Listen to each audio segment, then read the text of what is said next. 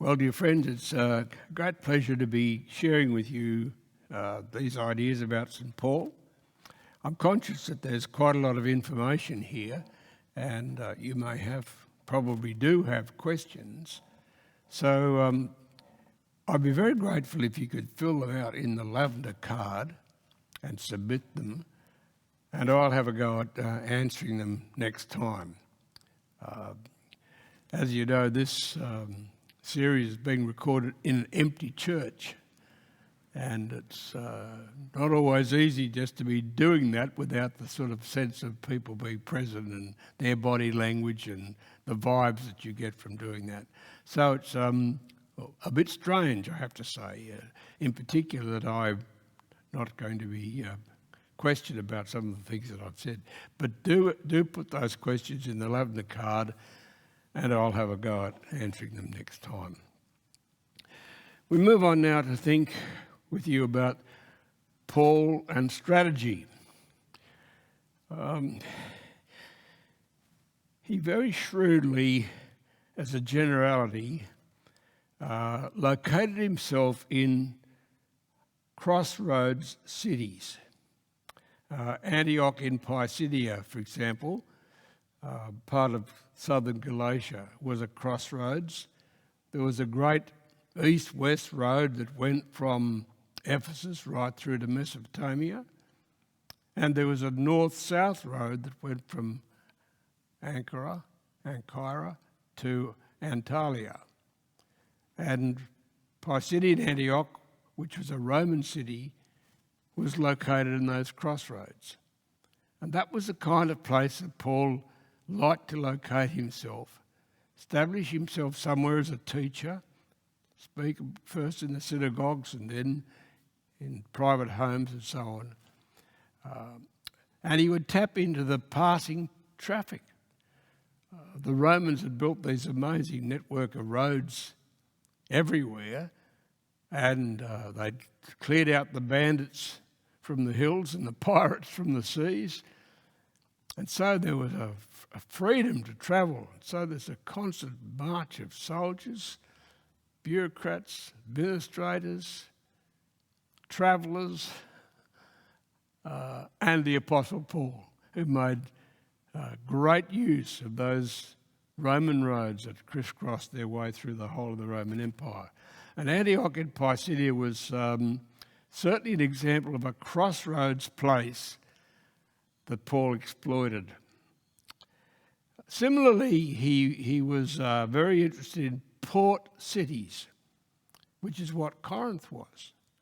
Corinth is located on a narrow isthmus, just about 7 or 8 kilometres wide, with 2 harbours, one facing the Aegean, the other facing the Adriatic, and there's constant flow of traffic, of sailors and so on, traders, travelling across that isthmus with their cargoes, the ships. There was a little tramway called the Diolkos, in which whole ships could be dragged across by bullocks from one harbour to the other. Or if the ship was too big, the whole cargo would be unloaded and transported across. And so Corinth was an amazingly strategic place. You had this east-west naval traffic, and because it was the isthmus that joined the Peloponnese to the Greek peninsula proper, you have this amazing north-south traffic. So I think that's one of the reasons why Paul was such an important centre, so far as Corinth was such an important city, so far as Corinth was concerned. So here's this Paul the strategist. His immediate strategy was, when he came to a place, he would first of all go to the synagogue. He's a rabbi, and he wants to teach the people that their scriptures, the law and the prophets, have been fulfilled through the recent coming of the person Jesus, who was a descendant of David, who'd been crucified for their sins but been raised to life again and was returning.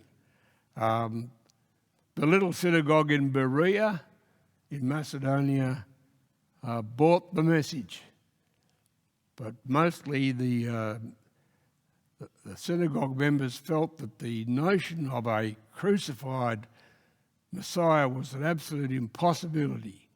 And so they felt that that was an attack on Jewish pride, on Jewish nationalism, to have a leader who'd been crucified. Impossible.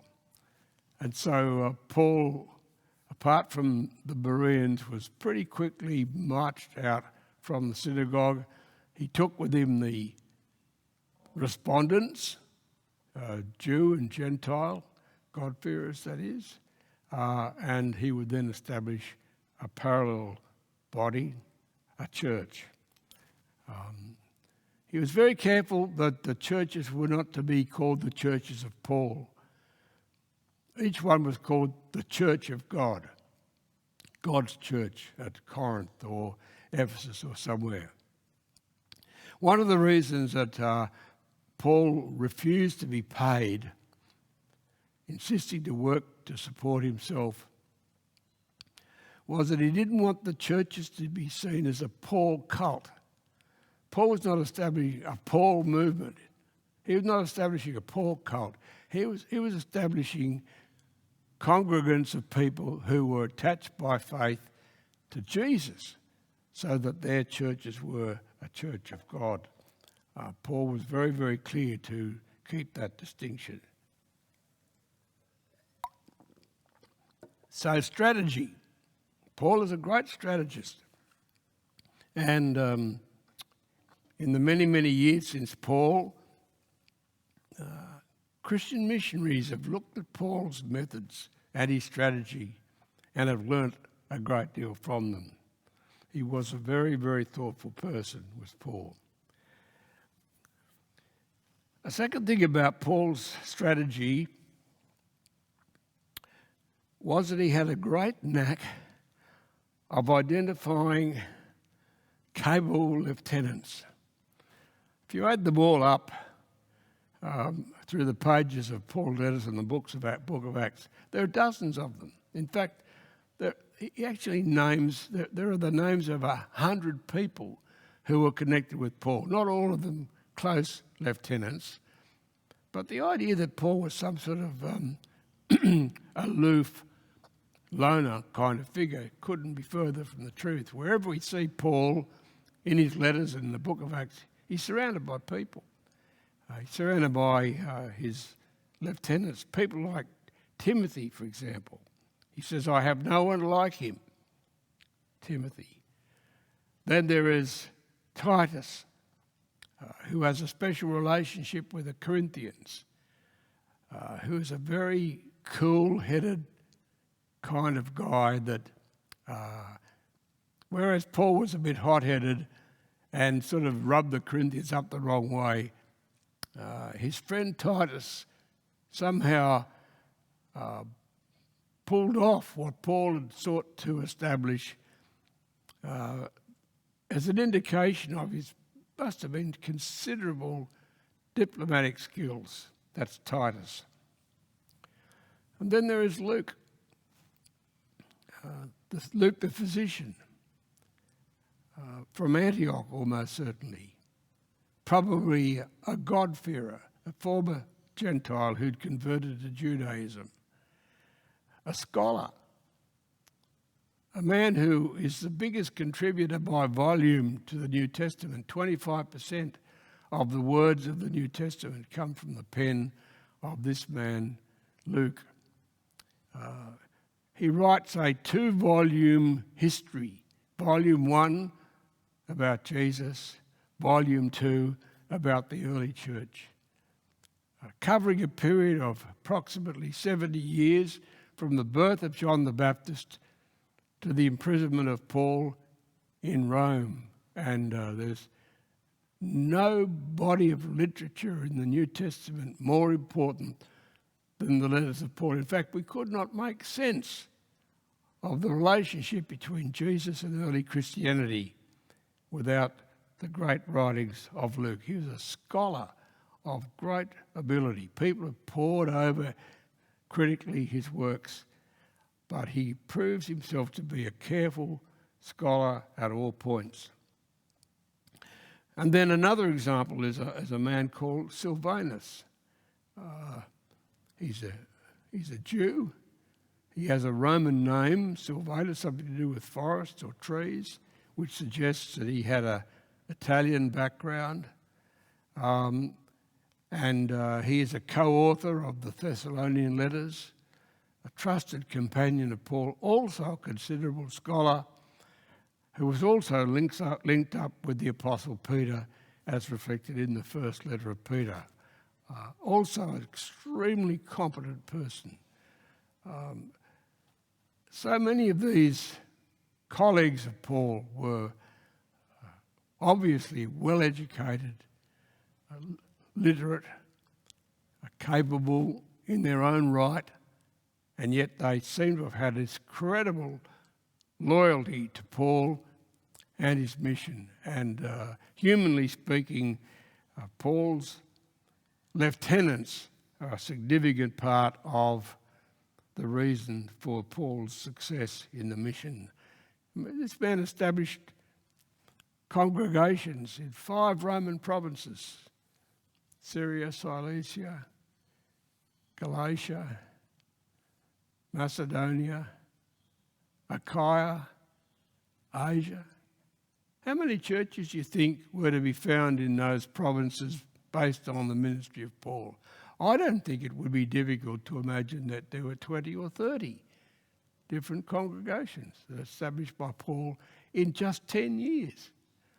And so how important were these lieutenants who shuttled between Paul and the congregations, often taking a letter with them which they would bring to the church and explain to the church.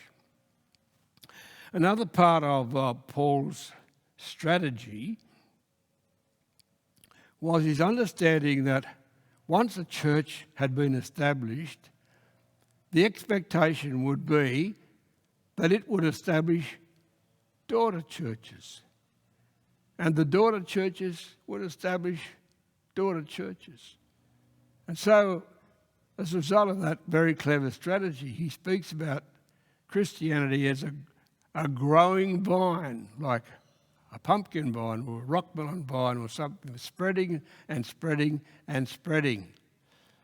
And so Paul expected that there would be local evangelists who would go out from the mother churches, as it were, and establish these daughter churches. So when Paul writes to the Corinthians in the second letter, he addresses the church of God which is in Corinth and believers in the whole of Achaia, that is, in the whole of the province. We know of one daughter church, which was at Cenchrea, a few kilometres from Corinth, but there would have been others.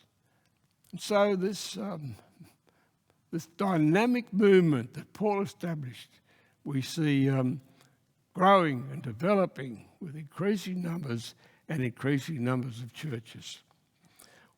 An example of an evangelist was a man called Epaphras. Epaphras was from the Lycus Valley in the area of Colossae and Hierapolis. Paul himself had not evangelized that area, but Epaphras had established a network of churches in that beautiful part of the world, the Lycus Valley, which I think is in some way similar to the Hunter Valley in New South Wales. Fertile and beautiful, and with these churches that this man established. So we see the strategy of Paul in locations, crossroads cities, choice of capable lieutenants, the expectation of the creation of daughter churches.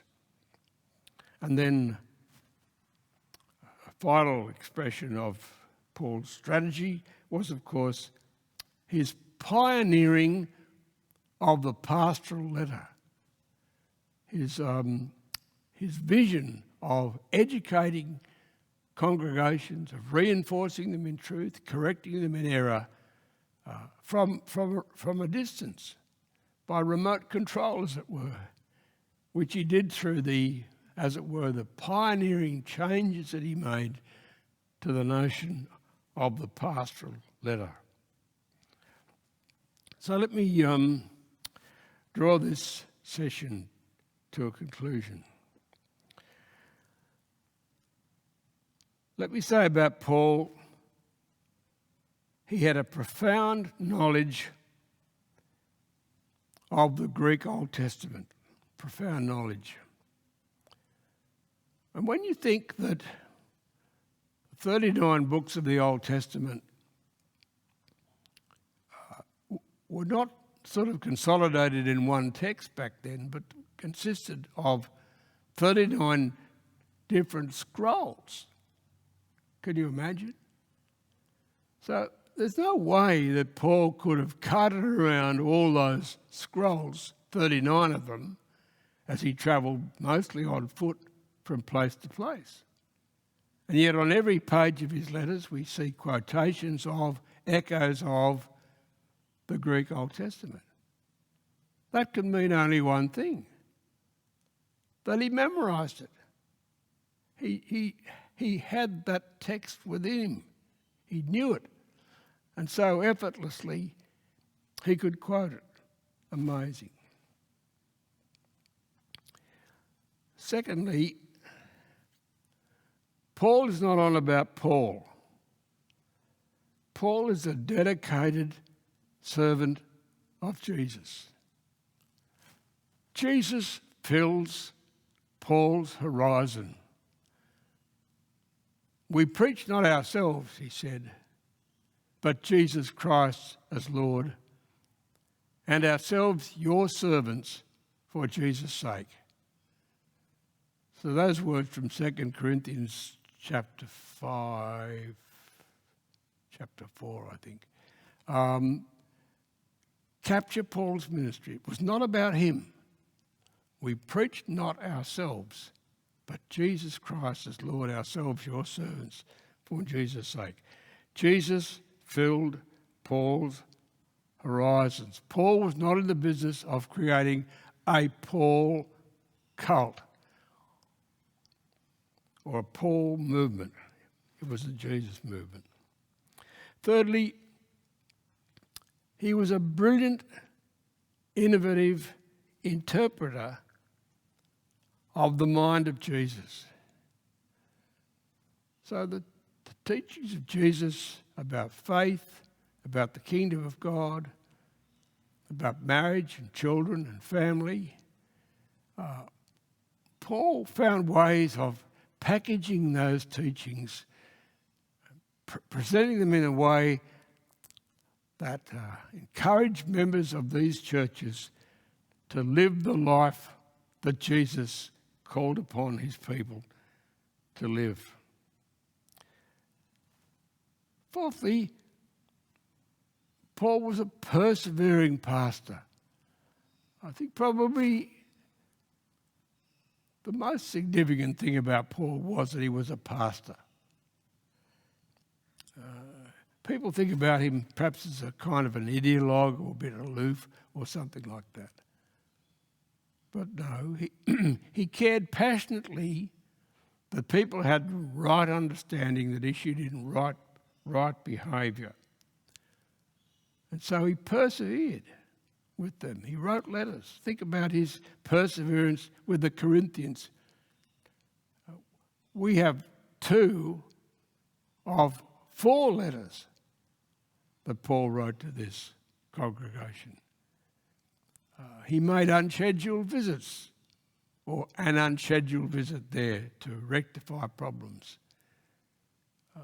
He organised for his trusted colleague Titus to go there again and again and again to sort things. Paul cared that Christian congregations were on the right track in terms of their understanding about Jesus and the kind of behaviour and relationships that Jesus expected of his people.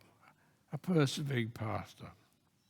Next, he was a gifted educator, a teacher, who did this through his letters as explained by his travelling envoys.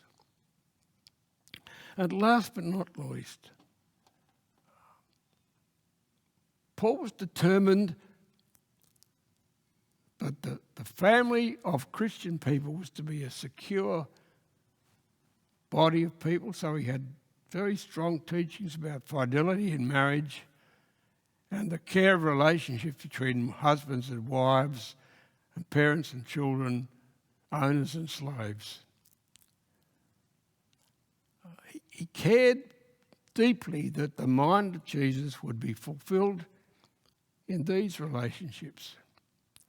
And in a world that despised work, which was for slaves, Paul, at great sacrifice to himself, set the example of somebody who worked to provide for himself so that he wouldn't be dependent upon other people. And when you put together Paul's teachings on marriage, the family, parents and children, and the importance of work, there was probably nothing in the ancient world which was so revolutionary as to change the values of human relationships and the place of the family and the importance of work. And where these great insights of Jesus, mediated through Paul, have been applied, they have enriched, made prosperous and good with strong human rights the countries that have been influenced by Jesus through the application of St. Paul. We only have to think of those countries which have not taken on board the apostolic message and how chaotic, unjust, undemocratic, corrupt they more than likely are not compared to those societies and civilizations which have been influenced by our Lord Jesus Christ and his great apostle. Thank you very much for listening tonight. I look forward to being with you next week. Thank you very much.